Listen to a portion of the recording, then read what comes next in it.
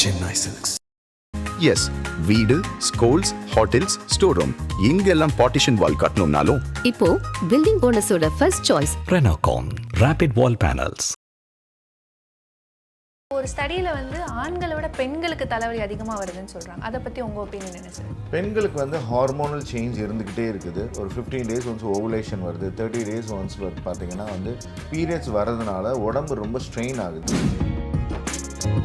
யாருக்கெல்லாம் liver week ஆகுதுன்னு ஈஸியாக தெரிஞ்சுக்கலாம்னா, மதியம் சாப்பிட்டோன்னு யாருக்கெல்லாம் தூக்கம் வருதோ அவங்களுக்குலாம் லிவர் வீக்காக இருக்குது. அப்போ அவங்களுக்குலாம் பெயின் கில்லர் எடுத்துகிட்டு இருக்காங்க, இல்லை வேறு ஏதாவது ஆல்கஹால் எடுத்துகிட்டு இருக்கிறாங்க அப்படின்னா அவங்க அதை ஸ்டாப் பண்ணணும்.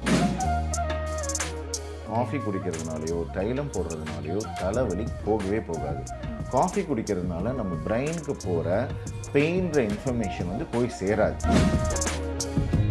தைலம் போடுறதுனால ஒரு இரிட்டேஷன் உருவாகுது. அந்த இரிட்டேஷன் இந்த இரிட்டேஷனை காம்பன்சேட் பண்ணுது.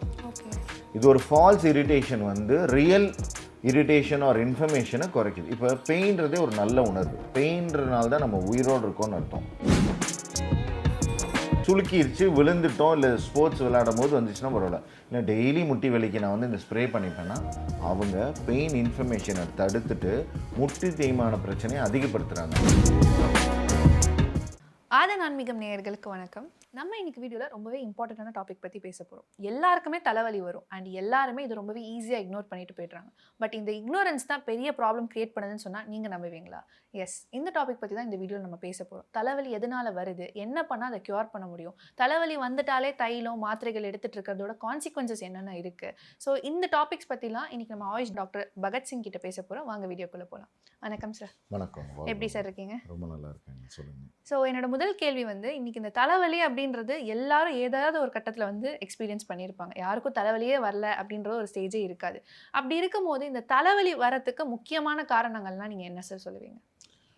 முக்கியமான காரணங்கள் லேட்டாக சாப்பிட்றது, தூங்காமல் இருக்கிறது, தண்ணி கம்மியாக குடிக்கிறது, இதுதான் மெயின் 3 மேஜர் ப்ராப்ளம்ஸாக இருக்குது. இதில் ரேராக ஹார்மோனல் இம்பேலன்ஸ்னால ஜெனட்டிக்னாலலாம் வரதெல்லாம் ரொம்ப பெக்குலியர். பட் காமனாக ஒரு 60 to 70% பார்த்தீங்க அப்படின்னா தண்ணி குடிக்காதனால வர டீஹைட்ரேஷன் ஹெட்டேக். அப்புறம் தூங்கவே மாட்டாங்க சரியாக. அவங்களோட லைஃப்பில் தூக்கம்ன்றதே ஒரு பெரிய விஷயமா இருக்கும். ஒரு 5 மணி நேரம் தூங்கியிருப்பாங்க, அதுவும் டிஸ்டர்ப்டாவோ கான்ஷியஸாக தூங்கியிருப்பாங்க. சில பேருக்கு வயிறு சார்ந்த கான்ஸ்டிபேஷன் ரிலேட்டாக வரும். அதுக்கப்புறம் ரொம்ப ஸ்ட்ரெயின் பண்ணிக்கிறது, ஒரு ஓய்வு எடுக்கவே மாட்டாங்க. ஒரு ஆல்மோஸ்ட் அவங்க ஒரு 15 ஹவர்ஸாவது ஏதாவது ஒரு ஒர்க்கில் என்கேஜ்டாகவே இருப்பாங்க. இப்போ உடம்பு ரொம்ப ஸ்ட்ரெஸ் ஃபேக்டர்ஸ் ஜாஸ்தி ஆக ஆக ஹெட்டேக் வந்துடும். ஸோ தண்ணி குடிக்கிறது, சாப்பிட்றது, அப்புறம் டைமுக்கு சாப்பிடாமல் இருக்கிறது. பசிச்சு சாப்பிடாமல் இருந்தாலும் வாய்வுகள் நிறைய வருது இல்லையா? ஸோ அதனால் இதான் மேஜர் ரீசன்ஸாக இருக்குதுங்க.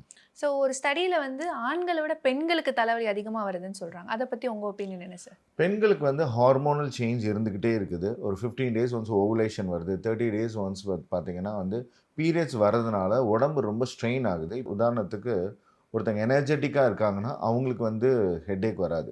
இப்போ அவங்க ரொம்ப கம்மி எனர்ஜியில் இருக்காங்கன்னு வச்சுக்கோங்க. ஒரு கம்மி எனர்ஜியில், இப்போ உதாரணத்துக்கு உங்கள் ஃபோனே கம்மி சார்ஜில் இருக்குது, அப்போ உட்காந்து நான் வீடியோ எடுக்கிறேன், கேம் பார்க்குறேன், இல்லை நெட்ஃப்ளிக்ஸ் பார்க்குறேன்னா how it is possible. அப்போ பவர் சேவிங் மோட் போட்டு கம்மியாக யூஸ் பண்ணுன்ற மாதிரி அவங்க உடம்புக்கு ஏற்ற மாதிரி நான் அப்பயும் ரொம்ப ஸ்ட்ரெயின் பண்ணிப்பேன். அப்போ கிரேவிங் நிறையா இருக்கும் பெண்களுக்கு. அப்போ உட்காந்து ஸ்வீட்டு, சாக்லேட்ஸு நிறைய எடுக்கிறது. பிஎம்எஸ் பீரியட்ஸ் வர்றதுக்கு முன்னாடி வர ப்ரீமென்ஸ்ட்ரல் சிண்ட்ரோம்னாலையும் உடம்பு ரொம்ப ஸ்ட்ரெயின் பண்ணி அந்த பீரியட்ஸை புஷ் பண்ணுறப்ப சில பேருக்கு ஹெட்டேக் ஆகும், சில பேருக்கு பேக் பெயின் ஆகும், சில பேருக்கு லெக் பெயின் ஆகும், சில பேருக்கு ஒரு வீக்காக ஒரு ஃபெட்டிக் ரிலேட்டடாக நிறைய டிஸ்கம்ஃபர்ட்னஸ் வருது. ஸோ பெண்களுக்கு வர்றதுக்கு காரணம் அவங்க சரியாக சாப்பிட்றது இல்லை. மார்னிங் நிறைய ஃபுட் ஸ்கிப் பண்ணுறது பார்த்திங்கன்னா பெண்கள். அப்புறம் நிறைய ஸ்வீட்ஸ், சாக்லேட்லாம் சின்ன வயசில் பிஃபோர் 25 அது ஒரு ஒரு ஃபேண்டஸியாக நிறைய எடுத்துக்கிறாங்க. அப்புறம் நிறைய ஹெல்த்தி ஸ்நாக்ஸ் எடுக்கிறது இல்லை. அவங்க ஒரு எது சாப்பிட்டாலும் அவங்க ஒரு கொஞ்சம் குண்டாயிடுவோம், ஒரு ரொம்ப சதை போட்டுரும் அப்படின்ற ஒரு கான்ஷியஸ்னால அவங்கள ரொம்ப கம்மியாக தான் சாப்பிட்றாங்க. அடிக்குவேட்டாக கொஞ்சம் தேவைன்ற அளவுக்கு சாப்பிடாம ரொம்ப கம்மியாக சாப்பிட்றதுனாலையும் உடம்பு ஹீட் ஆகுது. நிறைய உமனுக்கு பார்த்திங்கன்னா இந்த ஒயிட் டிஸ்சார்ஜாக இருக்கட்டும், பீரியட்ஸ் ரிலேட்டட் டிஸ்கம்ஃபர்ட்னஸ் நிறைய இருக்கிறப்ப இந்த அட்ஜசண்ட்டாக ஹெட்டேக் ரொம்ப வர்றதுக்கு வாய்ப்புகள் ரொம்ப ஜாஸ்தி. ஸோ தலைவலி அப்படின்னு சொன்னோன்னே நீங்கள் அந்த தூக்கமின்மை பற்றி ஒரு விஷயம் சொன்னீங்க. ஆமாம். இன்னைக்கு தூங்காமல் இருக்கிறதுக்கு நிறைய காரணங்கள் இருக்கிறதுல மெயினாக வந்து இந்த நைட் ஷிஃப்ட் போகிறவங்க, இன்னொரு பக்கம் வந்து நைட் வந்து மொபைல் ஸ்க்ரோல் பண்ணுறது. ஸோ இந்த மாதிரி ஹேபிட்ஸ் வந்து எந்த அளவுக்கு வந்து சீரியஸ் கான்சிக்வன்சஸ் கொடுக்குது? இது நிறைய பேர் சொன்னது தான். சிம்பிளாக சொல்லணும் அப்படின்னா, எப்போவுமே பிரைட்டாக இருக்கிற வரைக்கும் நம்ம பிரெயின்லேருந்து ஸ்லீப்க்கான எந்த வித என்சைம்ஸுமே செக்ரேட் ஆகாது. பிரைட்னஸ். அப்போ நானே எல்லாருக்கும் என்ன சொல்கிறேன் அப்படின்னா, நிஜமாலுமே ஃபோன் யூஸ் பண்ணியே ஆகணும், சிஸ்டம் யூஸ் பண்ணியே ஆகணும்னா, நல்ல லைட் போட்டு அந்த ரூமில் யூஸ் பண்ணுங்கள். ஓகே. ஒரு ஜோன் கொடுங்க. அந்த இடத்துல வந்து டார்க் ரூமில் தான் ஸ்லீப் வரும். ஒன்று. அப்புறம் லேட்டாக சாப்பிட்டு லிவருக்கு ரொம்ப வேலை கொடுக்குது. உதாரணத்துக்கு யாருக்கெல்லாம் சாப்பிட்டோன்னு தூக்கம் வந்துட்டு இருக்குமோ, உதாரணத்துக்கு அவங்களோட ஒரு 20 வயசு 25 வயசில் வந்து நான் எப்போவுமே சாப்பிட்டோன்னு தூங்கிடுவேன், சாப்பிட்டோன்னு அப்படியே தூக்கம் நல்லா சொக்கிட்டு வரும்ன்றவங்களுக்குலாம் 32 வயசு ஒரு 5 வருஷம் கழித்து சாப்பிட்டா தூக்கமே வராது. ஏன்னா அவங்க லிவர் வந்து அவ்வளோ ட்ரைன் அவுட் ஆயிடும். நம்ம வெறும் வயிறு இருக்கணும். வயிறு நம்ம தூங்கும் போது ஆல்மோஸ்ட் அந்த ஸ்டொமக் எம்டியாக இருக்கணும். ஓகே. இந்த ஸ்டொமக் எம்டியாக இருக்கிறப்ப நம்ம பித்தத்துலேருந்து வர திரவம், பித்த திரவம் எம்டி ஸ்டொமக்குள்ளே படணும். அதுதான் வந்து ஒரு ஒரு ஒரு கிறங்கிட்டு வருது, சொக்கிட்டு வருது, இப்போ என்னடா உட்காந்துட்டே தூக்கம் வருதுன்றதெல்லாம் இன்றைக்கி நீங்கள் பார்க்கவே மாட்டீங்க. இப்படி நீங்கள் பார்த்துருக்கவே மாட்டீங்க. உங்களுக்கும் அது எக்ஸ்பீரியன்ஸ் ஆகிருக்காது. ஒரே ஒரு காரணம், ஸ்டொமக் ஃபில்லாக இருக்குது. ஆப்பிளில் ஃபுல்லாகவும் இருக்கக்கூடாது, மில்க்லேயும் ஃபுல்லாக இருக்கக்கூடாது. It should be empty. இல்லை நான் நைட்டு தூங்குறப்போ ஒரு பால் குடிச்சுப்பேன், நைட்டு கடைசியாக ஒரு ஃப்ரூட் சாப்பிட்டுப்பேன். அதுக்கு தான் 2 hours முன்னாடி சாப்பிட்ருங்கன்னு சொல்லிடுறோம். சாப்பிட்டு அந்த ஸ்டொமக் ரீஜன் வந்து எம்டி ஆகிடும். அதோட வேலை முடிஞ்சு நாங்கள் மோஸ்ட்லி எல்லா பேஷண்ட்ஸ்க்குமே, எல்லா கிளைண்ட்ஸ்க்குமே 6 o'clock 7 o'clock டின்னர் முடிச்சிருங்க. அதுக்கு மேலே வச்சுக்கவே வேணாம். ஒரு 8 o'clock கிட்ட ஒரு ஃப்ரூட்ஸ் மாதிரி எதாவது எடுத்துக்கோங்க. ஒரு ஃபைபர் ரிச் ஏதாவது ஒரு சக்கரவள்ளிக்கிழங்கு, மரவள்ளிக்கிழங்கு, வேக வச்ச ஆப்பிள், வேக வச்ச நேந்திரப்பழம், இந்த மாதிரி எதாவது எடுத்திங்கன்னா மேபி ஃபில்லிங்காக இருக்கும். அதுக்கப்புறம் அதில் ஃபைபர் இருக்குது, அதில் இருக்கிற விட்டமின்ஸ் இருக்குது, நிறைய மினரல்ஸ் இருக்குது. வேக வச்ச ஆப்பிளில் நல்லா டைஜஸ்ட் ஆகும். சில பேருக்குலாம் ஆப்பிளே டைஜஸ்ட் ஆகாது, சில பேருக்கு வாழைப்பழம் டைஜஸ்ட் ஆகாது. இன்றைக்கி அந்தளவுக்கு செக்ரீஷன்ஸ் யாருக்குமே இல்லை. ஸோ நம்ம 7 o'clock டின்னரை முடிக்க சொல்கிறோம். ஒரு 6 o'clock ஃபஸ்ட் ப்ரிஃபரன்ஸாக கொடுக்குறோம். அதுக்கப்புறம் ஒரு 8 o'clock கிட்ட ஏதாவது ஒரு இந்த மாதிரி வேக வச்சது சாப்பிட சொல்கிறோம். ஏன்னா சில பேருக்கு வந்து பார்த்திங்கன்னா வேக வைக்காத காய்கறிகள் சாப்பிட்றாங்க, ஃப்ரூட் சாலட் சாப்பிட்றாங்கன்னா அது கூட கேஸ் இன்டியூஸ் பண்ணுது. புரியுதுங்களா? அப்போ அந்த வெறும் வயிற்றில் ஒரு 9:30 மணிக்கிட்ட எல்லா வேலையும் ஒரு 9:30 10 மணிக்கு முடிக்கிறான்னு வச்சுக்கோங்க. இந்த ஃபோனில் இருக்க நெட்டை ஆஃப் பண்ணி, வீடோட வைஃபை ஆன் பண்ணி ஆஃப் பண்ணி, அந்த ஒரு ஜோன், அது வந்து ஒரு மோட், அந்த எப்படி ஒரு தேட்டருக்குள்ளே போகணுன்னா அப்போ ஃபோனெல்லாம் சீக்கிரம் பேசி வச்சுட்டு எப்போ இனிமேல் கூப்பிடாத, நான் ஒரு 3 மணி நேரத்துக்கு படத்தில் இருக்க போகிறேன்ற மாதிரி நம்ம டெய்லி அந்த சுச்சுவேஷனை உருவாக்கணும். இதுதான் என்னோடய வாழ்க்கைங்க. நான் ஒரு 10 o'clock படுக்கணும். அப்போ தான் எனக்கு ஒரு 11 o'clock தூக்கம் வருது. அந்த வெறும் வயிற்றில் அந்த பித்த நீர், கேல் பிளாடர்லேருந்து வர பைல் எம்டி ஸ்டொமக்கில் படும்போது கண்டிப்பாக சொக்கிட்டு மயங்கி தூக்கம் வரும். அது அந்த 10 மணிலேருந்து 5 மணி வரைக்கும், இல்லை 6 மணி வரைக்கும் நடுவில் எந்திரிக்காமல், கனவு வராமல், ஒன்றுக்கு போகிறதுக்கும் எந்திரிக்கக்கூடாது, கனவும் வரக்கூடாது. லைட்டு போட்டால் கூப்பிட்டா வந்து போனதும் தெரியாத அளவுக்கு தூங்குறவங்களுக்கு தலைவலி வராது, வெள்ளைப்படுதல் இன்ஃபெக்ஷன் வராது, தலை சுத்தல், மயக்கம், கிறுகிறுப்பு எதுவுமே வராது. ஒரு எனர்ஜி இருக்கணும். யாரெல்லாம் எந்திரிச்சோன்னே எனர்ஜெட்டிக்காக ஃபீல் ஆகுறாங்களோ அவங்க தூங்குனாங்க. யாரெல்லாம் திரும்ப படுத்துக்கலான்னு தோணுதோ அவங்க தூங்கலை, கனவு வந்திருக்கும், இல்லாட்டி டிஸ்டர்ப் ஸ்லீப்பாக இருந்திருக்கும், அவங்களுக்கு அது தெரியாமல் இருந்திருக்கும். ஸோ தூக்கத்தில் வந்து இத்தனை டைப்ஸ் இருக்குது, எது குவாலிட்டியான ஸ்லீப்புன்றது ரொம்ப தெளிவாக சொன்னீங்க சார். ஸோ இப்போ நம்ம தலைவலி பற்றி பேசிகிட்டு இருக்கிறதுனால, தலைவலி அப்படின்னு சொல்லிட்டாலே ஃபஸ்ட்டு எல்லாருக்கும் ஞாபகம் வருது இந்த தைலங்கள் தான். தைலம் அதிகமாக யூஸ் பண்ணுறாங்க. அவர் தலைவலிக்கு இதை விட நெக்ஸ்ட் எக்ஸ்ட்ரீமாக பெயின் கில்லர்ஸ் போடுறாங்கன்னா இதோட பாதிப்புகள் என்னவா இருக்கும் சார்? ஆஃப்கோர்ஸ் எல்லாருக்கும் தெரிஞ்சது தான். பெயின் கில்லர்ஸாக இருக்கலாம், இல்லை பேராசிட்டமல் மட்டும். உதாரணத்துக்கு ஒருத்தர் வந்து பேராசிட்டமல் மாதிரி ஒரு பெயின் கில்லரையோ, இல்லை ஒரு சிட்ரசன் மாதிரி ஏதோ ஒரு விஷயத்தை சாப்பிட்டு தூங்கிடலாம், பெயினை குறைச்சிடலாம்.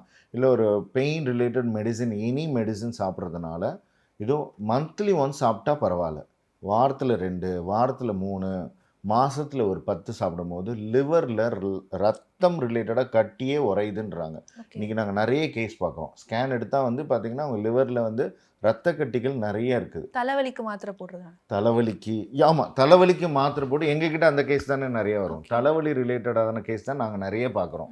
அப்போ தலைவலிக்கு வரவங்களுக்குலாம் நாங்கள் வந்து ஸ்கேனும் பார்க்குறோம், பிளட் டெஸ்ட் எல்லா வைட்டல்ஸும் எடுக்கிறோம். உதாரணத்துக்கு அவங்களுக்கு விட்டமின் B12 டெஃபிஷியன்சி இருக்கா, D டெஃபிஷியன்சி இருக்கா, மெக்னீஷியம் டெஃபிஷியன்சி இருக்காங்கலாம் செக் பண்ணுறது வந்து இன்றைக்கி கொஞ்சம் நாங்கள் வந்து டயட்டு, லைஃப் ஸ்டைலு, அப்புறம் வந்து ஹெர்பல்ஸு, இது எல்லாமே கான்சன்ட்ரேட் பண்ணுறனால அவங்களோட டெஃபிஷியன்சியும் அட்ரஸ் பண்ணுறோம், அவங்களோட ஆர்கன் ஃபங்க்ஷன். அப்போ நம்ம பெயின் கில்லர் சாப்பிட்றதுனால கிட்னி டிஸ்கம்ஃபர்ட்னஸ் வருது, லிவர் டிஸ்கம்ஃபர்ட்னஸ் பயங்கரமாக வருது.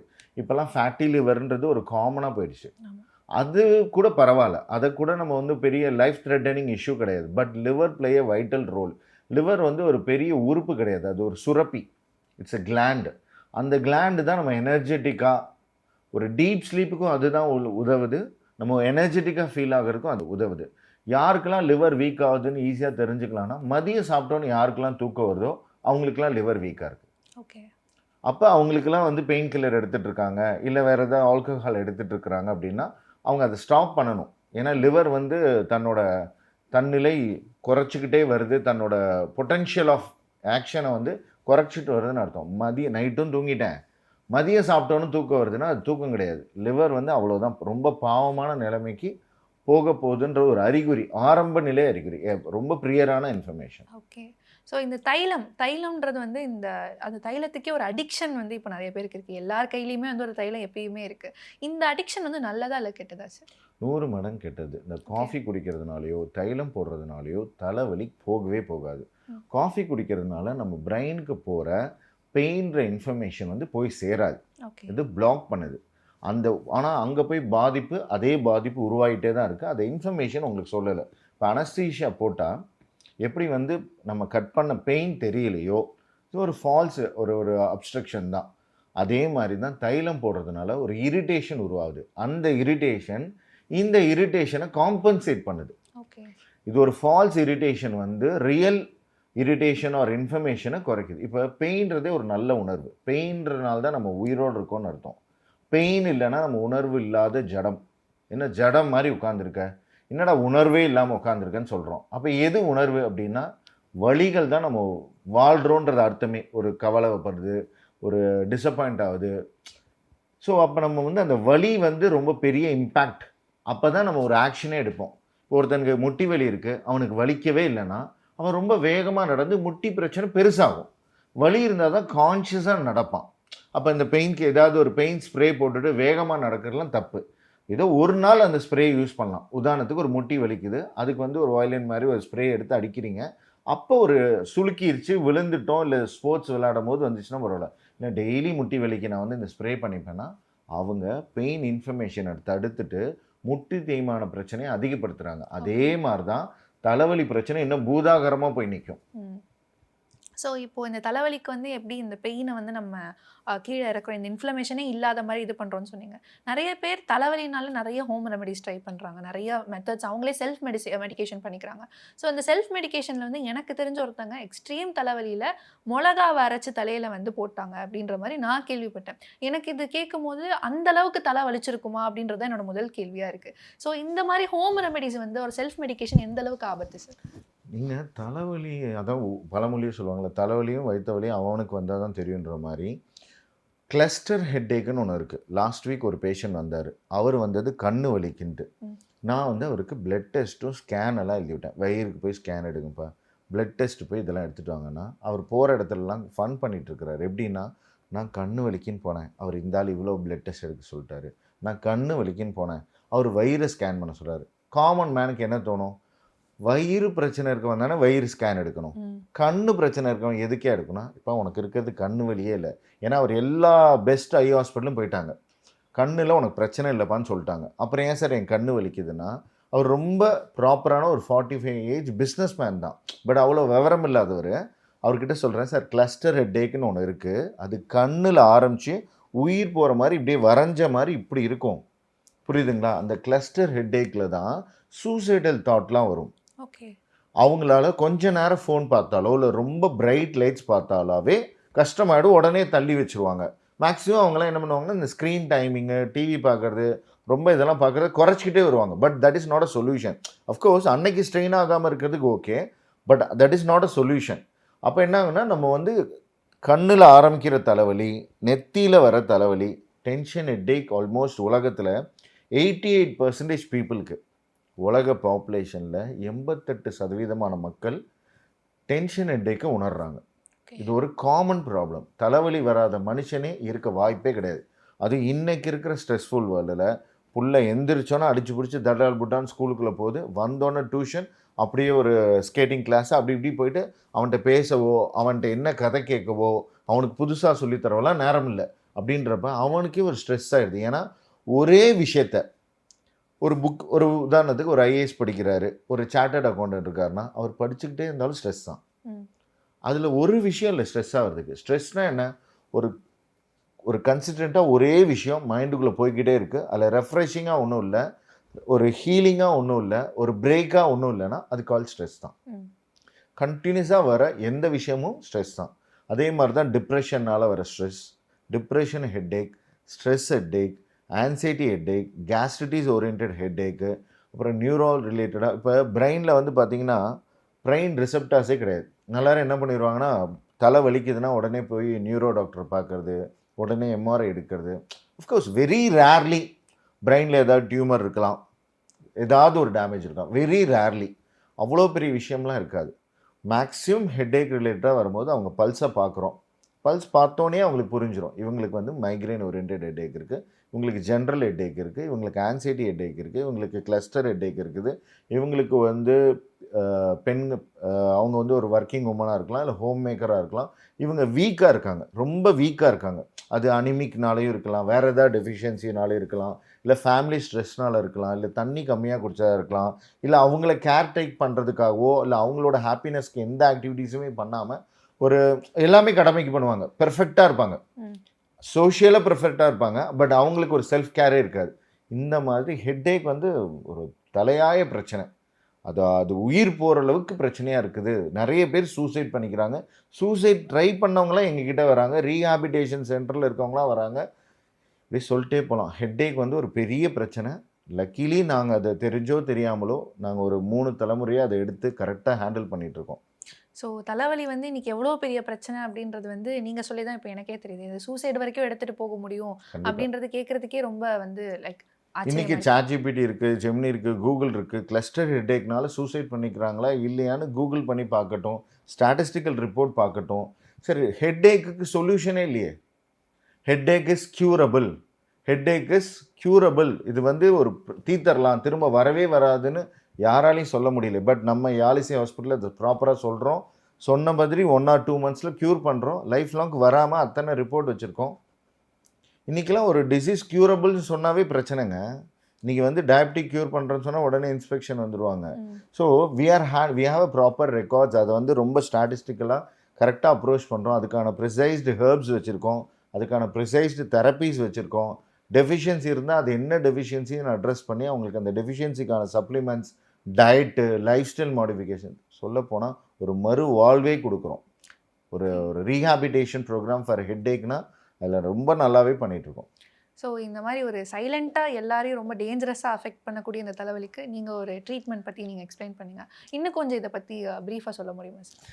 தலைவலி வந்து மைக்ரைன் தலைவலியாக இருக்கட்டும், கிளஸ்டர் ஹெட்டேக்காக இருக்கட்டும், ஆன்சைட்டி ஹெட்டேக்காக இருக்கலாம், இன்டைஜஷன் ஹெட்டேக்காக இருக்கலாம், இல்லை பீரியட்ஸ் ரிலேட்டடாக வர தலைவலியாக இருக்கலாம். எந்த தலைவலியாக இருந்தாலும் அந்த ஒரு ஆணோ பெண்ணோ சின்ன குழந்தையோ வயசானவங்களோ இல்லை அவங்க ஏதாவது ஒரு மெடிசன் எடுத்துகிட்டு இருக்கிறதோட இம்பேக்டாக இருக்கலாம். வெரி ரேர் தான். இன்னொரு ஹெர்பல்ஸ் ஏதோ மெடிசன் எடுத்துகிட்டு இருக்கோம், அதோட சைட் எஃபெக்ட்லாம் ரொம்ப ரேர் தான். ஒரு கேன்சர் பேஷண்ட்லாம் இருந்தால் உடம்பு சூடுபடுத்துகிற மாதிரி ஒரு கீமோ பேஸ்டு மெடிசன்ஸ்லாம் எடுப்பாங்க. அவங்களுக்கு சூடுனால ஒரு டீஹைட்ரேட் ஹெட்டேக் வரும், அது ரேர், அதை விட்டுருவோம். அதுவும் நம்ம மேனேஜ் பண்ணுறோம், நல்லாவே க்யூர் பண்ணுறோம். லக்கிலி ஒரு மாதத்துக்கு 10 டாக்டர்ஸாவது என்கிட்ட ட்ரீட்மெண்ட்டுக்கு வராங்க.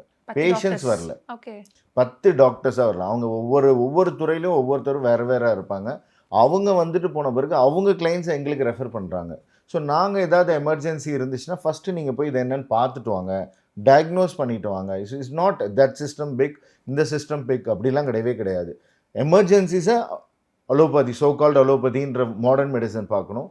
லைஃப் ஸ்டைல் டிசீஸை ஆயுஷ் டாக்டர்ஸ் பார்க்கணும். ஏன்னா இங்கே தான் ரூட் காஸ். இப்போலாம் இந்த ஃபங்க்ஷனல் மெடிசன் அப்படின்றது ரொம்ப பிரதானமாக வந்துட்டுருக்கு. அதையும் நாங்கள் தான் ப்ராப்பரான ஃபங்க்ஷனல் மெடிசன் டாக்டர்ஸ். ஏன்னா ஒரு டெஃபிஷியன்சி, ஏன்னா ஒருத்தர் ஏன் நேராக உட்காடுறாங்க, ஒருத்தர் ஏன் கோணையாக உட்காடுறாங்க, அவங்க ஏன் பதட்டமாக இருக்காங்க, அவங்க ஏன் கால் கீழே படலை, அவங்க நகை ஏன் எப்படி இருக்குது, அவங்க முகம் வாகு ஏன் எப்படி இருக்குது, அவங்களுக்கு ஏன் ட்ரை ஸ்கின் இருக்குது, அவங்களுக்கு ஏன் இவ்வளோ முடி கொட்டுது, அவங்களுக்கு ஏன் வெள்ளைப்படுதல் இருக்குது, அதுக்கும் தலைவலிக்கு என்ன சம்மந்தம். இப்போ ஒருத்தர் வந்தாவே அவங்களோட ரூட் காஸை அட்ரஸ் பண்ணுறதுனால ஃபஸ்ட்டு அவங்களுக்கு வயிறு சார்ந்த பிரச்சனைனால தலைவலி வந்துச்சுன்னா பேதி கொடுத்துட்றோம். ஓகே. தலை சார்ந்த பிரச்சனைனால தலைவலி வருது அப்படின்னா நசியம்னு ஒன்று பண்ணுறோம், நசி கிரியான்னு ஒன்று பண்ணுறோம். தலைக்கு ஏறிய பித்தத்தையும் தலைக்கு ஏறிய கபத்தையும் நசியம்ன்ற ஒரு மூலிகை சாறு எடுத்து மூக்கில் ஒரு காலைங்காத்தால் வெறுவயத்தில் வர சொல்லி விடுறப்ப தலையில் இருக்கிற நீர், தேவையில்லாத நீர் வந்து சளியாக வந்துடும். இது ஒரு அற்புதமான தெரப்பி. அதுக்கான ஒரு ப்ரிசைஸ்டாக நாங்கள் ஒரு ஹெர்ப்ஸ் வச்சுருக்கோம். அது எந்த பதத்தில் அந்த பேஷண்ட்டுக்கு மேபி ஒரு 13 வயசு 14 வயசு பையன் வரானா அவனுக்கு லைட் டோஸ், இல்லை ரொம்ப க்ரானிக் பிரச்சனைனா ஹெவி டோஸ், அதாவது அந்த மூலிகை தன்மையை மாற்றுவோம். அதை வச்சு கொடுக்கும் போது அன்றைக்கி ஒரு 2-3 நாளைக்கு ஏதோ லைட்டாக கஷ்டமாக இருக்க மாதிரி இருக்கும், ஒரு சளி பிடிச்ச மாதிரி காய்ச்சல் வர மாதிரி இருக்கும். ஆனால் இது எடுத்துக்கிறவங்களுக்கு ஸ்ட்ரோக் வர்றதில்லை, இது எடுத்துக்கிறவங்களுக்கு கிடினஸ் வர்றதில்லை, இது எடுத்துக்கிறவங்களுக்கு தூக்கம் பெட்டர் ஆகுது, இது எடுத்துக்கிறவங்களுக்கு இந்த ஞாபக மறதி, லாஸ் ஆஃப் மெமரி, சார் நான் அப்பப்போ மறந்து போயிடுறேன் சார், எல்லாத்தையும் மறந்து போயிடுறேன், இது எல்லாமே தனித்தனி டிபார்ட்மெண்ட்டே கிடையாது. கிட்டத்தட்ட நாங்கள் வந்து ஒரு ஹெட்டு, தலை, தொண்டை, லங்ஸ், வயிறு வரைக்குமே ரொம்ப நல்லா பார்க்குறோம். ஏன்னா இதெல்லாமே இன்டர்லிங்க்டு தான். ஸோ அவங்களுக்கு வந்து நீங்கள் அழகாக நாங்கள் 2 months ஒன்ஸ் பிளட் டெஸ்ட் எல்லாம் பண்ணும்போது அவங்களுக்கே ரொம்ப சாட்டிஸ்ஃபைடாக இருக்கும். சார் நான் வரும்போது இந்த பிரச்சனையில் வந்தேன், எனக்கு கொலஸ்ட்ரால் இவ்வளோ இருந்துச்சு, எனக்கு வந்து பார்த்திங்கன்னா அயன் டெஃபிஷியன்சி இவ்வளோ இருந்துச்சு, மெக்னீஷியம் டெஃபிஷியன்சி இருந்துச்சு, விட்டமின் டி டெஃபிஷியன்சி இருந்துச்சு, B12 டெஃபிஷியன்சி இருந்துச்சு. சில பேருக்கு B12 ஜாஸ்தியாக இருக்கும், டெய்லி தயிர் எடுத்திருப்பாங்க, டெய்லி தயிர் எடுத்தனால B12 ஜாஸ்தியாகும். சில பேர் டெய்லி நான்வெஜ் எடுத்துப்பாங்க, அதனால் உங்களுக்கு சத்து அதிகமாக இருந்தாலும் பிரச்சனை, சத்து கம்மியாக இருந்தாலும் பிரச்சனை. அதனால சில பேருக்கு வலிகள்லாம் வரும், வயிறு வலி, கால் வலி, இடுப்பு வலிலாம் வரும், ஒரு டிஸ்கம்ஃபர்ட்னஸ் வரும். சில பேருக்கு அதனால வந்து பார்த்திங்கன்னா ரொம்ப ப்ரோட்டீன் எடுத்தால் ப்ரோட்டீன் யூரியாலாம் சில பேருக்கு வரும், யூரினில் ப்ரோட்டீன் போகிறது.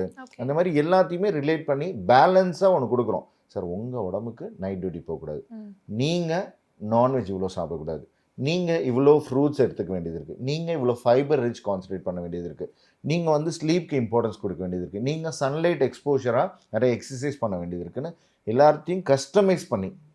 இந்த பொதுவாக விதண்டாவாதத்துக்கு வர்றவங்களுக்கு பதிலே கிடையாது. சார் ஹெட்டேக்கே எதை வச்சு க்யூர் பண்ணுற அப்படின்னு ஒன்று கிடையாது. அந்த மூலிகையை வச்சு நசியம் பண்ணி உள்ளே இருக்க டாக்ஸினை எலிமினேட் பண்ணுறோம், உள்ளே இருக்க கன்ஜஷனை ரிலீவ் பண்ணிவிட்டு அவங்கள எப்படி ஹீல் பண்ணணும், தலையை பிரச்சனையா வயிறு பிரச்சனையான்னு பார்த்து ஹீல் பண்ணும்போது அவங்க 1 or 2 monthsல 100% க்யூர் ஆகுறாங்க, திரும்ப வரதே கிடையாது.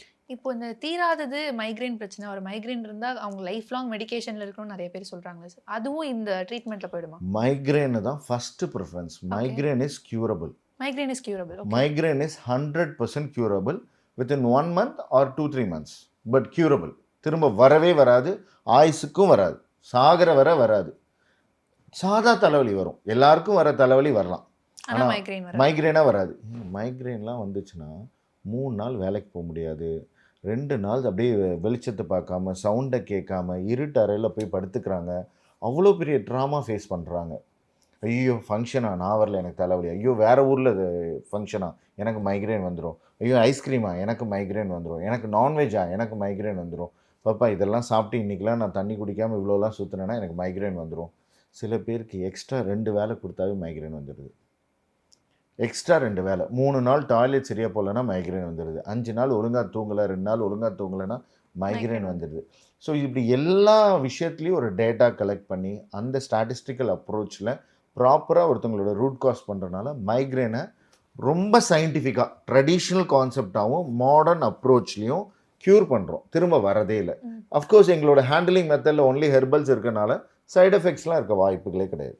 ஸோ தலைவலி வந்து இன்றைக்கி எவ்வளோ பெரிய பிரச்சனை, அண்ட் தலைவலிக்கு வந்து நிறைய பேர் பெயின் கில்லர்ஸ் தைலங்கள் எடுத்துகிட்டு இருந்தாலும் அதோட ஆக்சுவல் ரூட் காஸ் கண்டுபிடிச்சி எப்படி அதை வந்து நம்ம க்யூர் பண்ணணுன்றது ரொம்ப தெளிவாக சொன்னீங்க.